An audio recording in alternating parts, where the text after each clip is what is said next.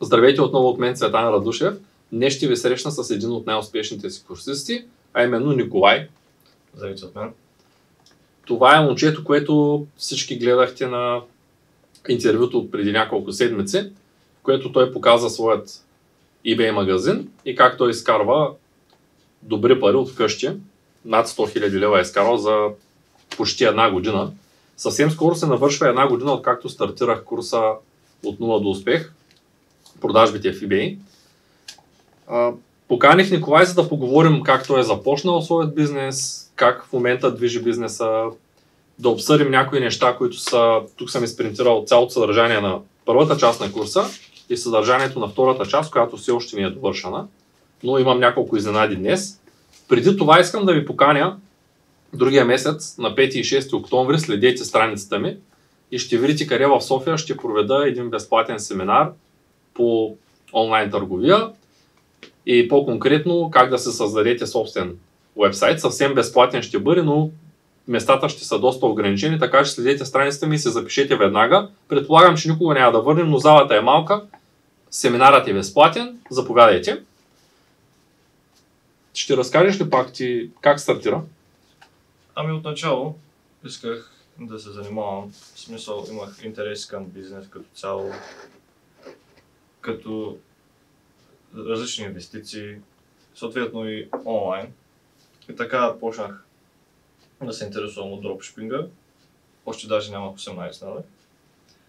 И затова потърсих тебе от приятели, познати, които ми казаха, че ти се занимаваш. И така намерих, нали, този курс и успях от него да науча доста неща, които ми помогнаха да развия моя акаунт. С колко пари стартира бизнеса? Това забравих да те питам в интервюто. Ами от началото беше около няколко $100. Не особено много. Зависи. А в момента колко пари ти трябват оборотни? Оборотните са доста в момента, защото оборота също е голям, нали, като цяло. Оборотните са около 5-6 хиляди $. Добре. Всъщност искам да вметна нещо на хората, които ни гледат. Тъй като ако правиш 30 000 $ оборот в eBay, грубо имаш $2500 такси. И човек в началото, като стартира този бизнес, много често пита: ами аз откъде ще взема тия пари след няколко месеца, когато оборотът ми нарасне. Много е лесно, когато имаш 3000 $ оборот този месец, ти съответно си правил, да кажем, 2000 $. Аз съветвам предния месец. Аз съветвам всички да качват оборота си с не повече от 30% на месец. Което означава, че ако покачвате оборота си плавно, те и таксите ви растат плавно. И когато eBay ви поиска таксата за предния месец, да кажем предния месец имате 10 000 $ оборот, таксата ви е $1000, на вас този месец оборота ви е 15 000 $ и вече имате 1500-2000 $ нужни в PayPal, за да може да се обслужвате клиентите. Тоест се оказва, че ако човек забави таксите в eBay с месец, няма нужда да довнася постоянно пари и да търси от някъде тези 2-3 хиляди $, както Николай в момента притежава в своят PayPal едни 2-3 хиляди $, които всъщност са таксата от предния месец, той не е довнасял, той само тегли печалба. Работи с парите на клиентите, като цяло. Да, и с таксите от eBay, които можем да забавяме умишлено с един месец и никой не си ги търси първият месец, след издаването на инвойса.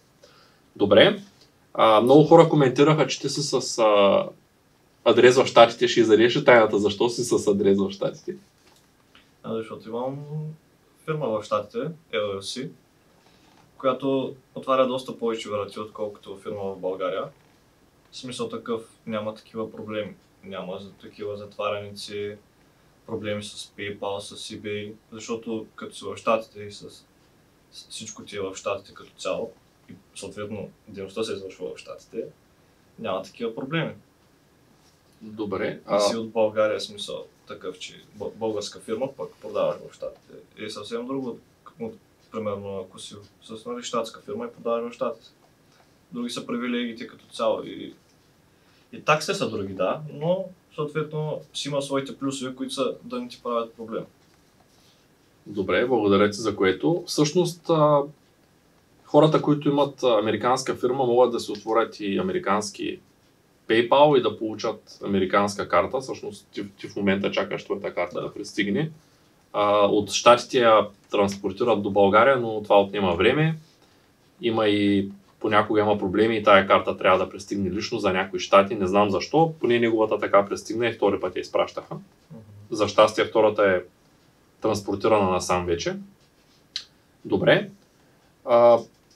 Като въпроси на основата на това, което сме записвали тук. Ти в момента каза, че работиш по 3-4 часа на ден, но не сподели всъщност колко човека ти помагат за акаунта. Имаш ли виртуални асистенти, хора, които ти помагат от България, от чужбина? Двама човека, които ми помагат, които са от тук, не са виртуални. И те им помагат за различни неща, за поръчки, за обяви, неща, които имат повече време, пък аз занимавам с по-лесната част. В смисъл като съобщения, customer service и така нататък. Чудесно. Разкажи ми малко повече за това. Ти видя ли новия payment метод, който eBay иска? Тъй като ти си с щатски адрес и всички, които работят с щатски адрес, в момента са получили една нотификация. Да, всеки, който е с щатски адрес, дори да не е от щатите, получава покана от eBay за Manage Payments, което означава, че трябва да влезе при тях за определено време. Има смисъл срок от няколко месеца, което е проблем по принцип за тези, които нямат щатска сметка или нямат адрес в щатите. Защото там се изисква Social Security номер, който само хора, които са от щатите могат да го имат. Отделно, като цяло трябва да имаш и щатска сметка, защото те искат сметка, в която там ще пращат парите. В смисъл такъв eBay отпада като цяло. Това се опитват, PayPal отпада като цяло, в смисъл такъв, че eBay иска да вземе всичко. В смисъл такъв, те от тях да продаваш при тях и те да ти плащат директно. Защото така спестяват пари от PayPal, които удържат повече такси, съответно таксите падат. Сега в момента таксите са доста повече. Примерно на PayPal таксите са около 3,7% при мен. Дори тези от началото са по 4,4%, съответно плюс 30 цента таксата. Когато влезеш в eBay Manage Payments, таксата пада на 2,9% без допълнителните 30 цента, което е доста голям плюс. Така конкуренцията ще стане по-малка. И като цяло ще си по-напред. Ще можеш да продаваш на по-ниски цени и съответно ще има по-големи печалби и отделно по-голям оборот. А какво се случва, ако не си въведеш фирмената сметка в момента? Ами ако не се въведеш, те ти дават някакъв срок в рамките на 2-3 месеца. Всеки е различно. За мен, примерно, беше 2 месеца. И ако не се присъединиш към този нов метод, просто ти спират достъпа, в смисъл такъв, не могат да се качват повече обяви. Не можеш, като цяло обявите не могат да се качват повече, но единственото, което може да се направи, тези обяви да се поддържат, като примерно сега някаква обява, примерно този стол, който ти пуснали да се продава, е вече извън стока и намирате подобен стол и вместо да трите обявата да качваш обява за новия стол, просто на тази обява сменяте описанието, сменяте снимките, слагате новия стол и пак си имате тази обява между да трите, между да губите обяви. Супер, това е един доста добър трик за хората, които работят с американски адрес с цел да избегнат да плащат ДДС, които така, доколкото аз съм наясно, има доста хора без фирми, които извършват такъв тип търговска дейност в България в момента. Това е временно. Съвсем скоро ще направи както направиха Секунд и всички такива хора ще имат проблеми. Затова ви съветвам да се свържете с счетоводител и да се направите онлайн бизнеса както трябва да бъде.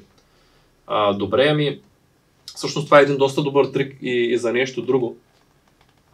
Това го споделям във втората част на курса. В първата просто пропуснах да го напиша. Ако някой от вашите продукти излезе извън наличност, но той има висок рейтинг и продукта за дълго време излезе извън наличност, можете да подберете друг добър продукт, на който просто да ревизирате обявата, да смените картинките и да смените описанието и тайтъла, но важното е да е в същата категория, за да запази рейтинг самия продукт. И идеално се запазва и продажбите. Да, и самия продукт започва да се продава много повече. Много често излизат такива продукти, които са били топ продукти за много дълго време извън наличност, понякога и завинаги.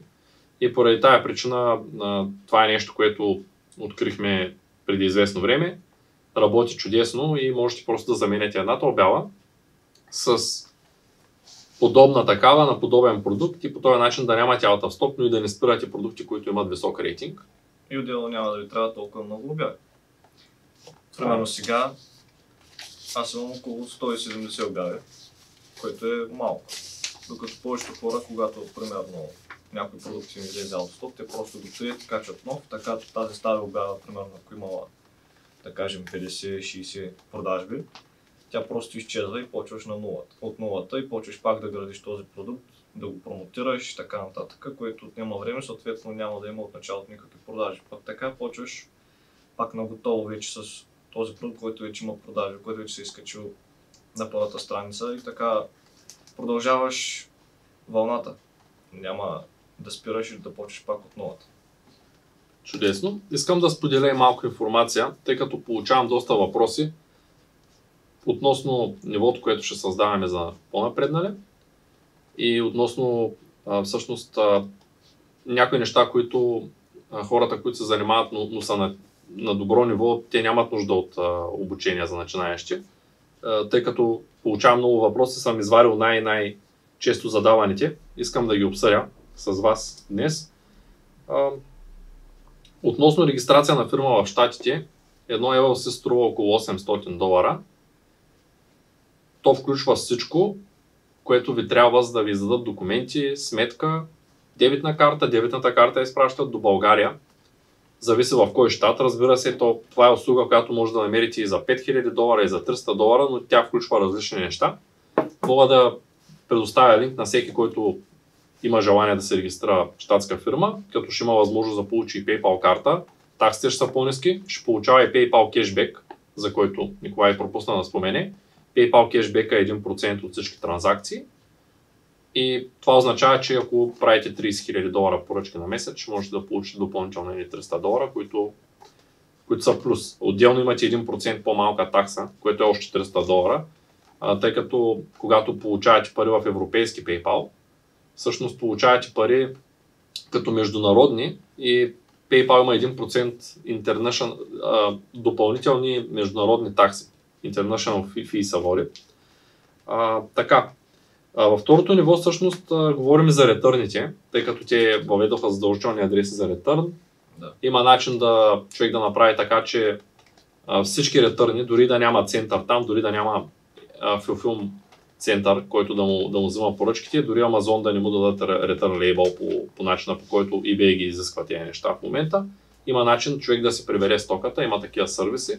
Аз поделям тези сервиси и точно как се използват, за да може човек всъщност да използва тази услуга така, че на 100% от клиентите му да могат да върнат стоката до него, а не тази стока да се губи и да може да се вземе парите за тази стока.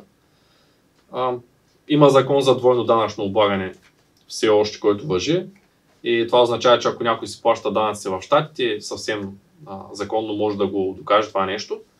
Няма нужда да плаща същите данъци в България. Това често го получавам като запитване. Така, а проблема с Amazon акаунтите, които ги затварят, всъщност има възможност човек да пазари от Amazon и ако му затворят акаунта, просто да се направи нов. Да, Amazon ни харесват много поръчки, Amazon много често започнаха да правят проблеми, но това не означава, че не може човек да се направи 5 или 6 акаунта, които да са на фирмата, които да са с данните на фирмата, да може да пазари спокойно от Amazon. Разбира се, му трябва друга дебитна карта, което също е незаконно човек да има 5 или 6 дебитни карти към една фирма и към една сметка. Така. За гифт картите, много хора пишат по групите, че използват гифт карти. Гифт картите са съвсем законни, когато човек има документ, че ги е купил и няма проблем да се използва гифт карта. Това е просто ваучер за предплатен ваучер. Все едно човек да използва ваучер за телефон за 10 лева, който се купува от някъде, но трябва да има задължително документ за тази гифт карта. Те затова затварят и много Амазони, тъй като тия карти, кой откъде ги купува, в един момент като станат много и Амазон просто решават, че човека лъжи и му затварят акаунта. Затова ви съветвам в началото да не използвате гифт карти, поне докато не научите как да ги използвате. Иначе има доста места, откъдето могат да се купят съвсем законно, като Triple Mars, които обаче начисляват 2% такса, но пък за сметка на това може да използвате парите си в реално време. За кешбек, искам да споделиш малко за кешбека, тъй като много често ме питат, ти получаваш ли кешбек в момента? В момента не, но по принцип се получава кешбек, което е доста лесно. Има много сайтове, които предлагат кешбек от около 5-10%, зависи от кой сайт. Това е доста добра печалба като цяло от кешбека.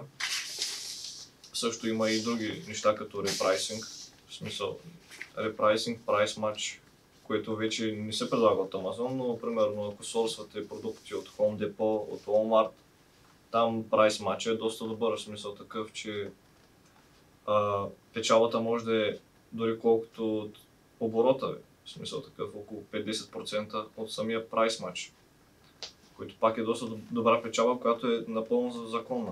Аз да го разтегля малко, може ли, защото така го обясняваш, че прайс матча всъщност, ако сте купил един продукт на $10, но след няколко дена той стане $7, и може да пишете на доставчика и доставчика да ви върне разликата в цената.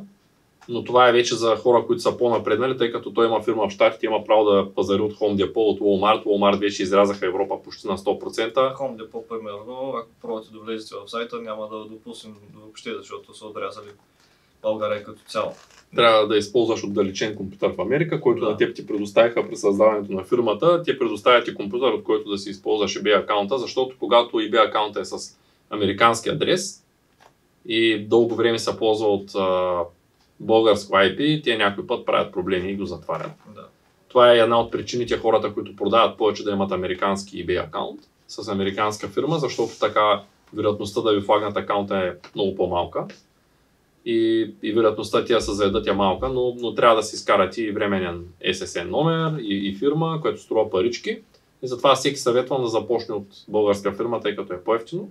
И после, когато валидира идеята и започне да изкарва пари от този бизнес, тъй като не е толкова лесно и много хора казват, аз ще се взема сега този курс за 7-8 часа активно, ще го изгледам целия курс, да кажем, за още 3 дни, защото има 2 семинара, които са може би около 15 часа общо, не съм ги смятал видеята, но са поне 15 часа, тъй като са 2 двудневни семинара, записани вътре, те са в обучението като бонус.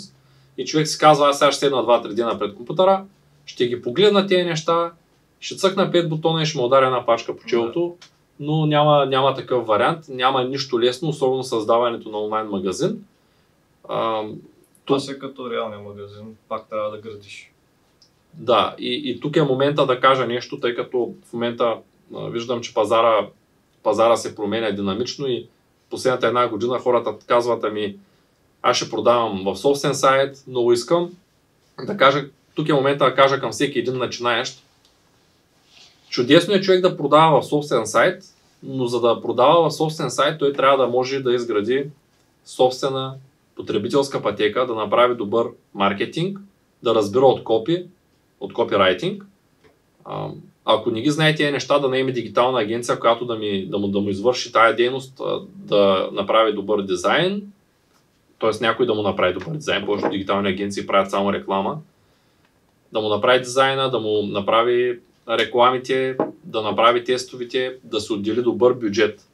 И поради тая причина аз препоръчвам горещо, когато човек започва да се занимава с онлайн търговия и няма никакви умения по маркетинг, английския му е слаб и няма пари за по-сериозна инвестиция, препоръчвам да използва eBay. Това е причината да създам първо обучение за eBay.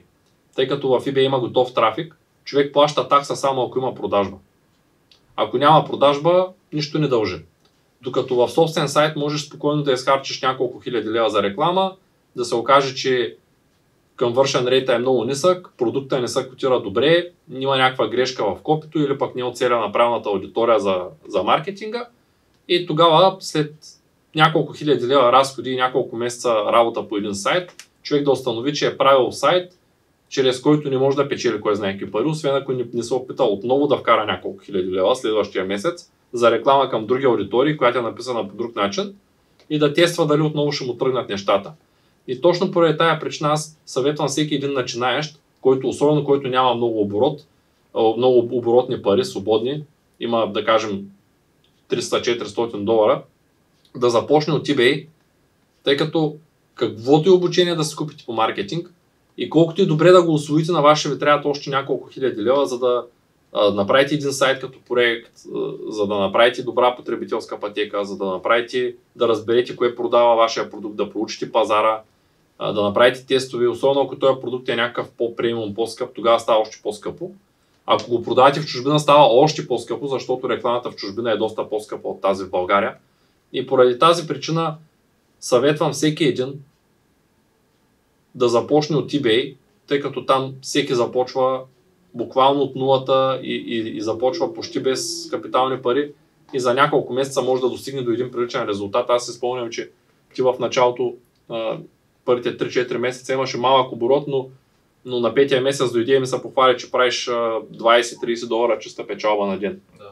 Което 30 долара чиста печалба на ден означава, че човек, който няма почти никакъв капитал и почти никакви умения, той само след 4 месеца може да изкарва 1000 долара от вкъщи, което за повечето населени места в България това е особено за един 18 годишен младеж, който те първо му предстои да бъде студент във Варна и ти благодарение на дропшипинга също ставаш студент, защото си от такова семейство, че по-трудно е да отидеш да учиш в друг град и да си изплащаш сам. Трябва да работиш. Трябва да работиш. Да. Е така. Ами добре, аз преди да приключим с това интервю, искам да поканя, тъй като още не е довършена втората част на курса. Виждам, че има много хора, които имат интерес към това нещо и много хора се свързаха с мен и казаха ми, може ли аз да пиша с Николай или той да ми каже как е започнал, тъй като аз се занимавам с онлайн търговия от 7 години, а ти се занимаваш от по-скоро, срещнал си ги по-скоро проблемите, минал си през тях и те искаха да се свържат с теб и искам да те поканя, ако е удобно и ако имаш желание да участваш в създанието на втората част на курса. Да, бих се радвал да помогна на хората, да помогна и на курса, в смисъл такъв, да дам информация, знанията, които съм придобил и опита, който имам. Супер, ами добре, благодаря ти за това интервю. И аз благодаря. Надявам се интервюто да ви е било полезно. Под или над видеото, зависи къде го гледате, ще намерите линк към курса, линк към видеа, които вече съм записал с безплатна информация, разбира се. И оставаме на разположение, ако някой има въпроси, можете да пишете директно под видеото. Благодаря ви и успешен ден! Благодаря и аз.